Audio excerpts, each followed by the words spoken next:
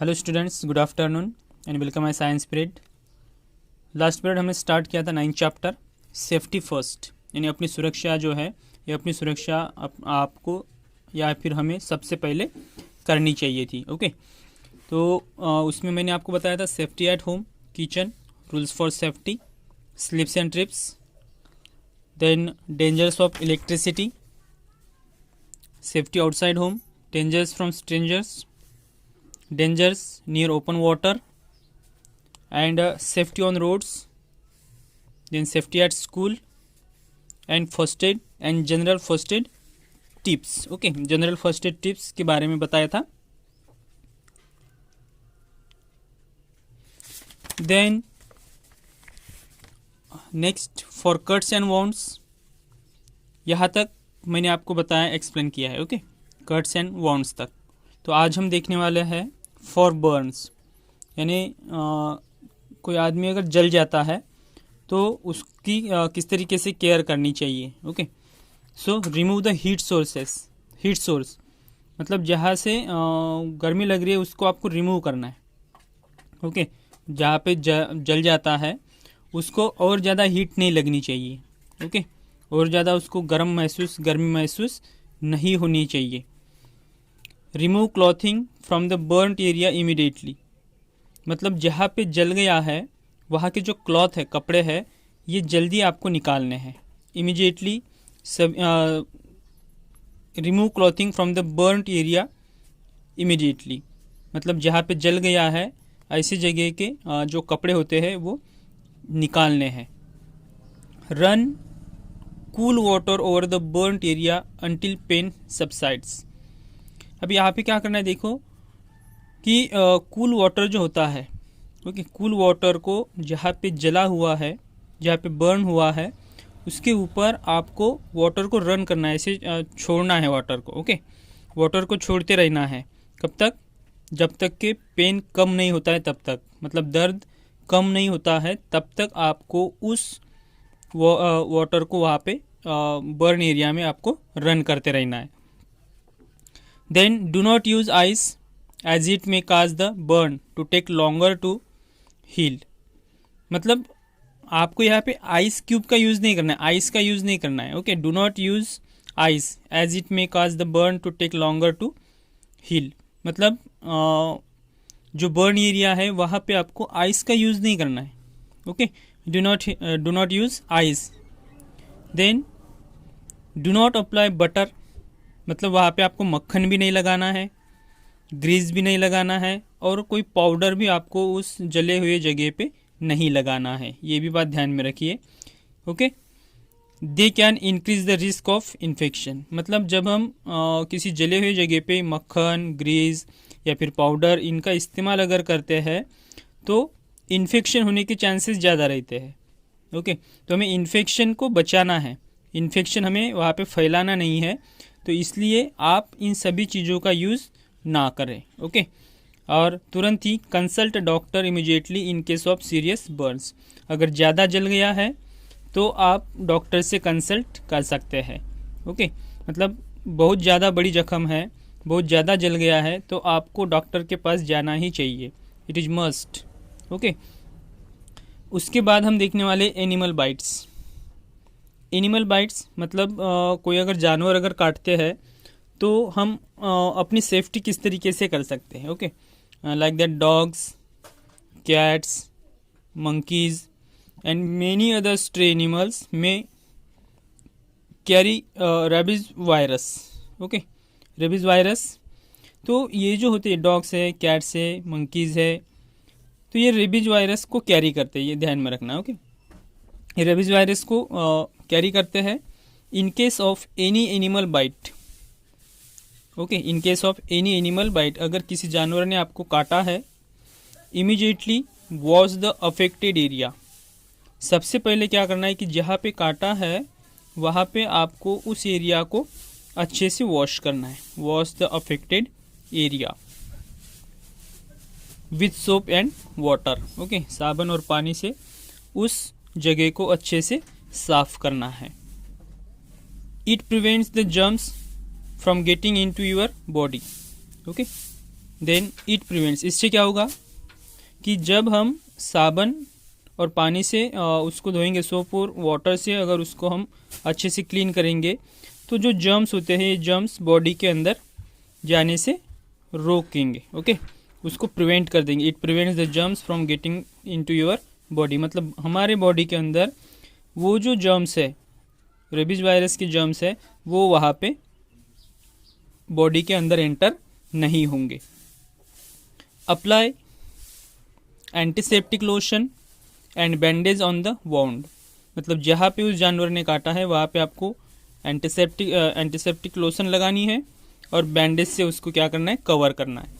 If required take the victim to the doctor, अगर ज़रूरत है तो आप उस विक्टिम को डॉक्टर के पास भी ले जा सकते हैं। ओके, ये भी बात ध्यान में रखें। अगर सीरियस कंडीशन होती है तो आपको डॉक्टर के पास जाना ही चाहिए। ओके, इफ़ रिक्वायर्ड, अगर ज़रूरत है, take the victim to a doctor.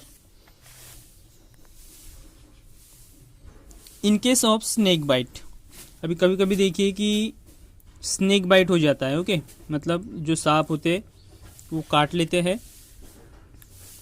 In case of snake bite, let the poisonous blood flow out, do not try to stop the wound from bleeding.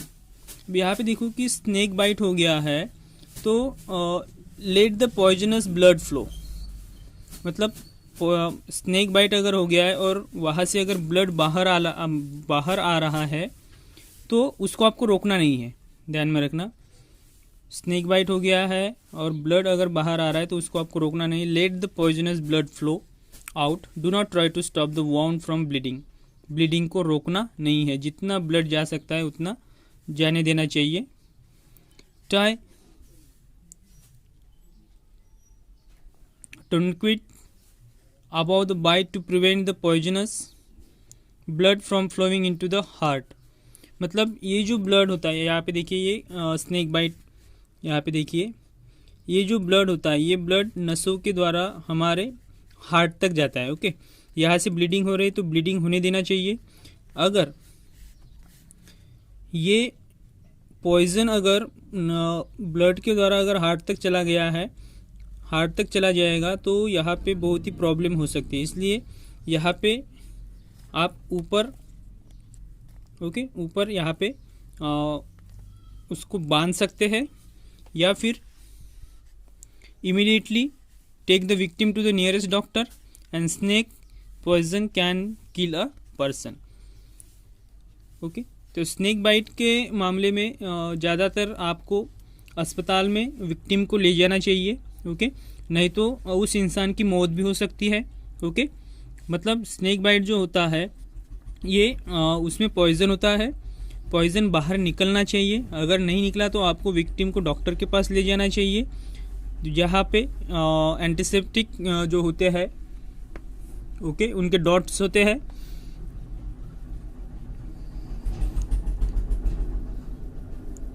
तो ये जो स्नेक बाइट के injections होते हैं ये अस्पतालों में अवेलेबल होते हैं, यहाँ से उसकी जान भी बच सकती है। ओके, तो ये बात ध्यान में रखनी है। For an insect bite apply lemon juice और pieces of grated lemon to the affected area. अभी आप देखो कि किसी इंसेक्ट ने अगर बाइट किया है तो इंसेक्ट ने बाइट करने के बाद लेमन जूस आप उसके ऊपर अप्लाई कर सकते हैं। ओके, लेमन जूस उसके ऊपर अप्लाई कर सकते हैं, या फिर नींबू के जो टुकड़े होते हैं, pieces of grated lemon to the affected area. A clay और mud paste can also be used to draw out the poison venom. A clay और मड मतलब मिट्टी जो होती है हमारी, ये मिट्टी भी आप उसका पेस्ट भी आप वहाँ पे यूज़ कर सकते हैं। Then specially if the sting is on the hand, a slice of cucumber is effective for an ant bite.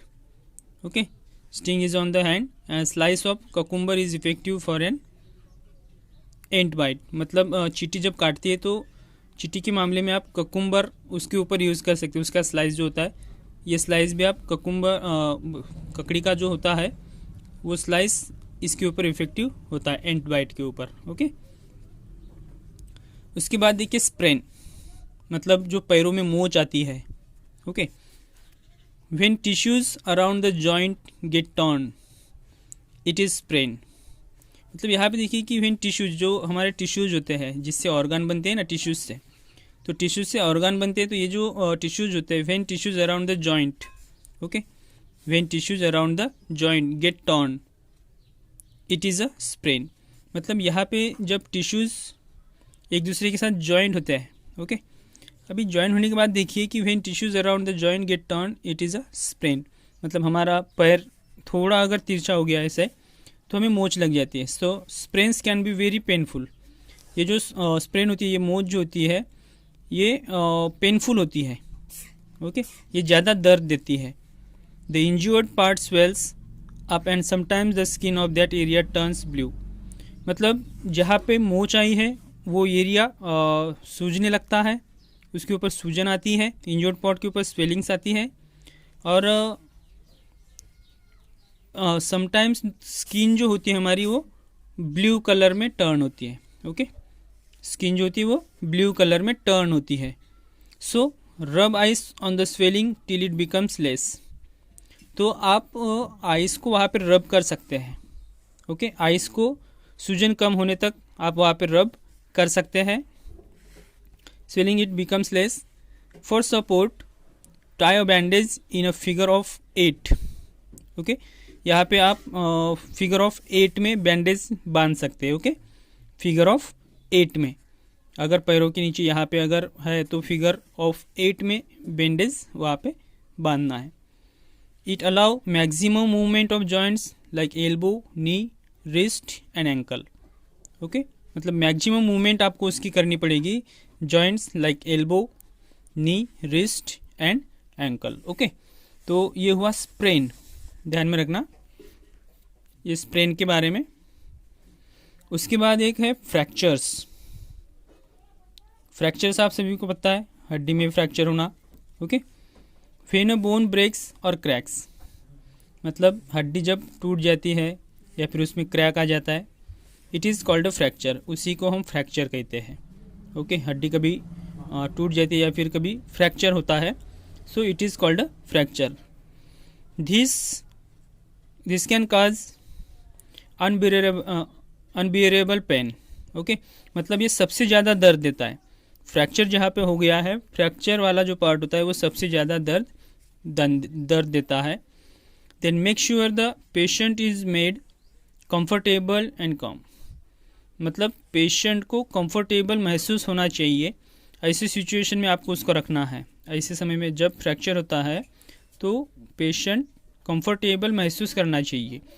Do not try to move the patient और touch the injured area as it may cause further injury to the broken part. अभी क्या करना है कि do not try to move the patient और touch, मतलब patient को आपको मूव नहीं करना है, उसको टच नहीं करना है, ये भी बात ध्यान में रखनी है। Okay, do not try to move the patient और touch the injured area as it may cause further injury. मतलब इंजरी जहाँ पे हुई है उस एरिया को भी आपको टच नहीं करना है। ओके, मतलब ये ज़्यादा पेनफुल हो सकता है। तो सबसे पहले आपको पेशेंट को टच नहीं करना है, उसको मूव नहीं करना है, इंजर्ड पार्ट को टच नहीं करना है। ओके, मतलब जहाँ पे ब्रोकन पार्ट है उसको टच नहीं करना है। So take the patient immediately to a doctor. तो उस इंसान को जल्द से जल्द आपको डॉक्टर के पास ले जाना चाहिए। The fractured area needs support, मतलब फ्रैक्चर एरिया जो होता है उसको सपोर्ट की ज़रूरत अगर होती है। Okay, so gently place a newspaper, magazine और cardboard on the fractured area for the support and tie it up. अगर हम उसको किसी दूसरी जगह पे लेके जा रहे हैं, टू व्हीलर पे लेके जा रहे हैं, और उसका हाथ अगर क्रैक है तो हाथ वो रख नहीं पा रहा है सीधे। ओके, तो उसके लिए आपको उसको सपोर्ट देना है, उसको सपोर्ट की ज़रूरत है। तो जेंटली आप न्यूज़पेपर प्लेस कर सकते हैं, मैगज़ीन यूज़ कर सकते हैं, कार्डबोर्ड यूज़ कर सकते हैं। जो फ्रैक्चर एरिया होता है उसके लिए उसका हाथ सीधे रहना चाहिए। ओके, नहीं तो ये ज़्यादा पेनफुल हो जाएगा उसके लिए और वो दर्द सहन नहीं कर पाएगा। If it is a hand, do not let it hang down, मतलब उसका हाथ लटका हुआ नहीं होना चाहिए. Do not let it hang down. Okay. The support you have given to the fractured area is called a splint. A sling is a support made from cloth. In an emergency you can even use a दुपट्टा और sling. Sometimes आपके पास अगर दुपट्टा है तो उस दुपट्टे का भी use आप यहाँ पे कर सकते हो. ओके. या फिर फॉर अ स्लिंग, मतलब उसको सपोर्ट देने के लिए. यहाँ पे आप देख सकते हो हाथ तो सीधा नहीं रख पा रहा है, इसलिए उसको सपोर्ट दिया गया है. Okay. Splint given to the support the fractured area, this is splint. Okay. तो इस तरीके से आपका चैप्टर यहाँ पे एंड होता है. एक्सरसाइज हम नेक्स्ट पीरियड में देखेंगे. ओके. तो आज के लिए इतना ही. Goodbye, take care.